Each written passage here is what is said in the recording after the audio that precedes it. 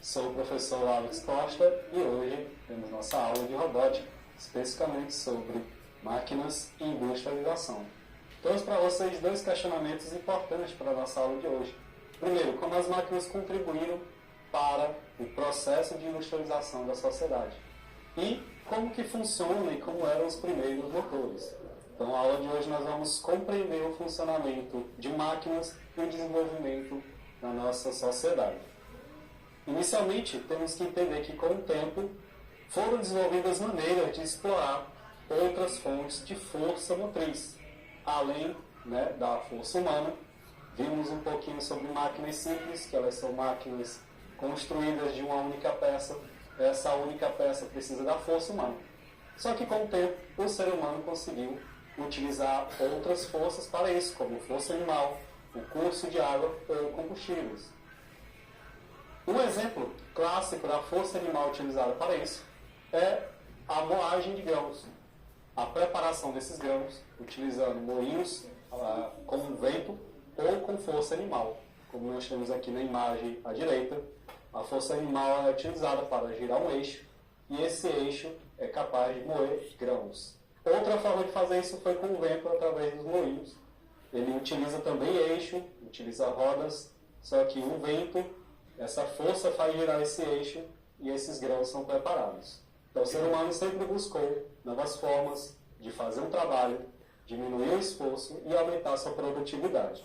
Além de moer grãos, essas máquinas também foram utilizadas para transpor água para locais mais elevados e permitir a irrigação em lugares onde antigamente era mais difícil fazer esse processo. Além do mais, a roda d'água é outro exemplo clássico de como que o ser humano utiliza curso de água para poder gerar energia ou para poder fazer certo tipo de trabalho.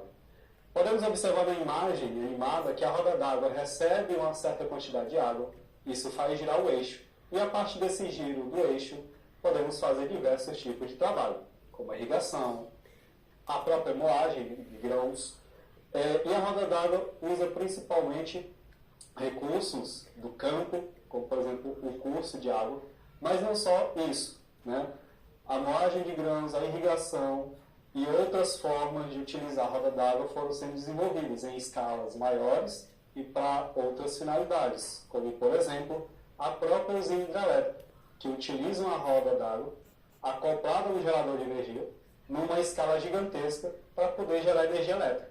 Transforma-se a energia do movimento, a energia cinética, em energia elétrica. Então a roda d'água, o princípio dela é utilizado da mesma forma, só que em uma escala muito maior, utilizando novos materiais, para uma finalidade que vai atender uma população cada vez maior. Então as rodas d'água são acopladas a geradores e eles são utilizados aí em várias escalas, em várias cidades, com um detalhe. Dependendo da intensidade do curso d'água, essa roda d'água vai ter uma potência diferente. E aí nós temos já uma desvantagem. A cidade que não tem um curso d'água, uma água corrente muito forte, acaba por reduzindo a sua capacidade de produção de energia. Isso é uma desvantagem a ser observada.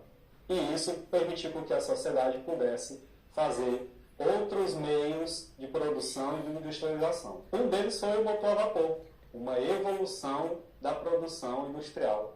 O motor a vapor já não precisa do curso d'água. O motor a vapor vai utilizar outras formas de gerar energia. E o motor a vapor vai necessariamente usar a água e uma fonte térmica, ou seja, uma fonte de energia de calor.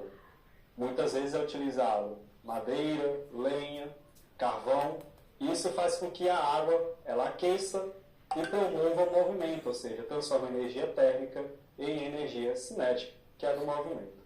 E isso mudou muito a nossa sociedade, porque foi a partir do motor a vapor que nós tivemos a criação de novos meios de transporte. Nós tivemos a industrialização numa escala muito maior, aproveitando a Revolução Industrial, que alavancou a Inglaterra como grande potência na época. Então, com o aumento da demanda por produtos como alimentos e roupas, expandiu a busca por maneiras de produzir cada vez quantidades maiores de produtos para uma demanda também maior. E com o aumento dessa demanda, isso só foi possível ser atendido graças ao processo de industrialização. E o motor a vapor teve uma importância muito grande nesse processo, porque permitiu com que novas máquinas fossem criadas para atender novos produtos, uma população cada vez maior. E aqui na imagem nós temos os princípios do motor a vapor. Temos tubos, temos rodas, temos eixos, porém o princípio básico é a energia cinética, ela é feita a partir de uma fonte térmica. Acompanhando na imagem, nós podemos ver que tudo inicia nessa caldeira. Essa caldeira recebe calor de uma fonte térmica, que no caso foi usado carvão, lenha. Isso vai aquecer a água presente na caldeira. Essa água ela vai ter um destino, vai acontecer o processo de evaporação. Na caldeira, esse vapor vai ser transportado para o pistão. Esse pistão recebe esse vapor quente, ele desloca esse pistão que está no eixo, essa roda faz o processo de giro, que devolve esse pistão para o sentido contrário. Esse vapor vai ser resfriado no condensador para reaproveitar de novo esse vapor no processo que inicia de novo na caldeira e retorna para o pistão. Esse processo permite com que o vapor não seja desperdiçado. O processo tem um ciclo e esse ciclo permite um movimento contínuo aqui na roda. Então o motor a vapor ele tem um funcionamento que até hoje tem algumas utilidades na sociedade, mas aos poucos ele também foi melhorado. E aqui na imagem nós temos a resolução prática daquilo que nós vemos na teoria, o motor a vapor funcionando nessa animação. Podemos ver o movimento do pistão está associado com os eixos, que está associado com a roda. Tudo isso depende da evaporação da água. E agora nós vamos ver uma atividade prática sobre os princípios da máquina a vapor, do motor a vapor e como que a industrialização permitiu à sociedade avançar cada vez mais. E o nosso kit de robótica vai nos mostrar isso. E para a nossa prática de hoje, trouxemos aqui o nosso kit de robótica, composto por peças para montagem e o nosso controlador, que é o ED6. Esse controlador aqui vai estar fazendo a ponte elétrica desses componentes. Nós temos a fiação necessária para essa montagem, apenas uma. E aqui nós temos uma série de peças que juntas vão formar aqui uma máquina perfuradora. Essa máquina perfuradora fazendo alusão ao nosso conteúdo de máquinas de industrialização, onde nós tivemos ali o trabalho humano sendo cada vez mais substituído pela industrialização, por novas máquinas, principalmente na Revolução Industrial. E como vamos fazer essa perfuradora? Nós temos aqui uma parte que é composta por 3 pinos triplos. Esses pinos vão se encaixar numa peça que possui 3 eixos. E essa peça junta vai formar um eixo de alavanca. Então vamos usar esses 3 pinos para poder formar uma alavanca e um eixo passando no meio. Vamos utilizar também um conjunto de engrenagens para formar a peça principal da perfuradora, que vai cumprir o objetivo dela. Nós temos barras juntamente com pinos, como esse daqui na forma de H, que vão ser ajustáveis ao motor, onde vamos poder fixar o motor na perfuradora. Perfuradora é essa que é composta pelo conjunto de engrenagem que vai fazer alusão à perfuração do solo e a engrenagem que vai estar conectada ao eixo do motor, certo? E nós temos um motor médio, vamos usar para hoje o motor médio. Esse motor médio temos 6 pinos simples, são esses pinos pretos. Eles vão ter a função de segurar as barras que vai estar conectada com a perfuradora.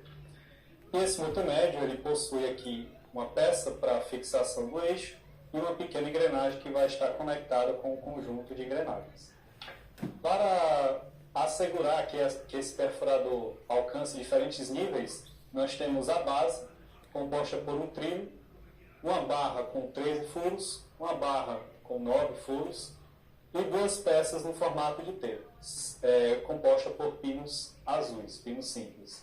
Isso aqui funciona para um trilho, onde a nossa alavanca vai poder regular a altura dessa perfuradora.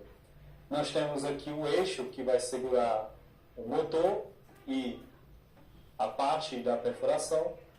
E agora vamos juntar para ver como que isso se comporta na prática. Primeira coisa, vamos preparar a perfuradora. Para isso, vamos usar esse conjunto de barra de 3 furos, com o pino na forma de H. Vamos colocar de cada lado do motor médio um conjunto dessa barra com esse pino, de forma que eles possam se encaixar nesse outro conjunto de barras da furadeira. Nós temos aqui alguns espaços vazios e é justamente nele que vamos acoplar esses pinos do motor.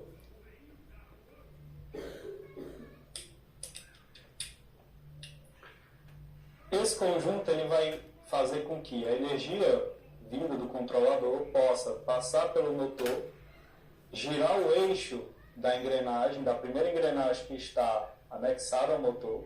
Essa engrenagem tem a função de transferir a força e mudar a direção para a segunda engrenagem que está presa nesse eixo da perfuradora, fazendo com que a nossa furadeira, nossa perfuradora, possa cumprir o seu objetivo. Falta agora um suporte, uma base, que é justamente essa segunda parte que nós vamos usar aqui. Uma barra simples, uma barra com 3 furos, uma barra no formato de L e uma barra com 3 furos.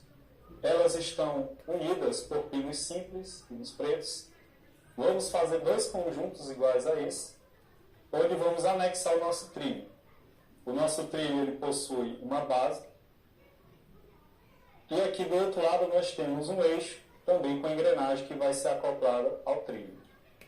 Então, para isso, vamos deitar o nosso trilho no primeiro conjunto, de forma que a engrenagem ela esteja em contato com o trilho.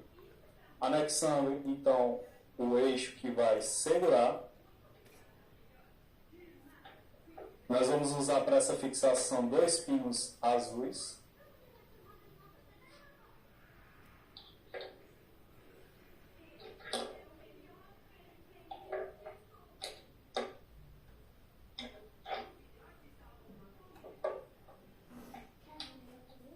De forma que agora nós podemos ter o nosso eixo regulador de altura deslizando por um trilho, e esse eixo, para que fique melhor utilizarmos a força, vamos usar o pino triplo, esse pino vermelho, acoplado a uma peça de 3 eixos.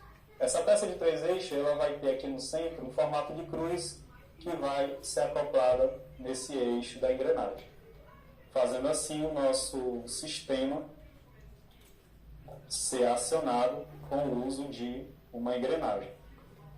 Isso é um sistema de alavanca, uma máquina simples, e essa alavanca vai poder regular a altura desse motor e dessa perfuradora. Faltando apenas agora acoplar o conjunto de engrenagem para formar nossa furadeira. Para isso vamos usar essa parte final do palito. Dessa forma nós temos o motor funcionando como uma perfuradora, faltando apenas encaixar com esses 4 pinos pretos, pinos simples, nas barras laterais.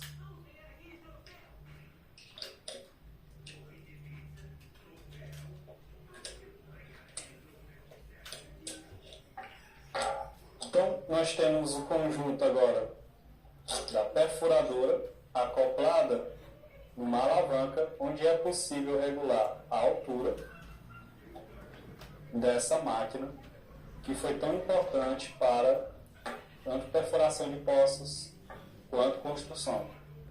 E falta agora a parte elétrica. Essa parte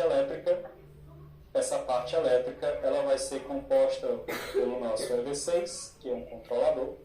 O EV6 ele vai ser ligado a uma bateria de lítio através da fiação. É importante ressaltar que essa fiação ela vai ser acoplada no nosso kit de robótica através do motor médio, na parte de trás. E no nosso EV6 nós temos várias entradas, entre elas a inicial por M, M1, M2, M3, M4, onde nós vamos sempre acoplar os motores. E nós temos entradas que são iniciadas pela letra P, P1, P2, P3, P4. Nas laterais nós temos também a entrada, onde serão acoplados sensores. Nesse caso, não estamos utilizando sensores, apenas um motor médio.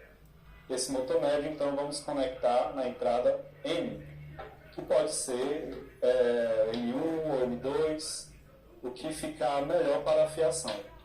A fiação ela é específica para o EV6, a conexão fica mais na lateral parte direita. Vamos conectar no M1, na entrada M1. A outra ponta vamos conectar no motor.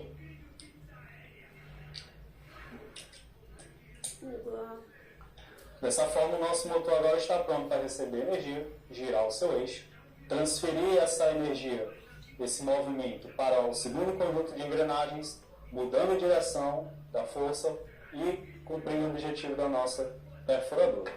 Para isso, vamos ligar o nosso EV6. E o nosso EV6 tem diversas funções. A ligação pelo Wi-Fi, ligação pelo USB, que estão à esquerda. Nós temos aqui a programação que está inserida nele, mas nós vamos usar apenas o motor. Para isso, nós temos uma segunda opção que mostra nesse velocímetro, onde nós podemos testar o motor na opção motor, e para isso nós vamos poder ver a nossa perfuradora agindo. Ele vai parar o movimento e em poucos segundos ele vai fazer o movimento contrário. Regulando a altura da perfuradora, nós temos aqui uma máquina que foi muito utilizada para perfurar poços na construção civil. E essa foi a nossa prática de hoje, retomando o assunto sobre máquinas e industrialização. Eu vou ficando por aqui, espero que vocês tenham gostado. Até a próxima, tchau!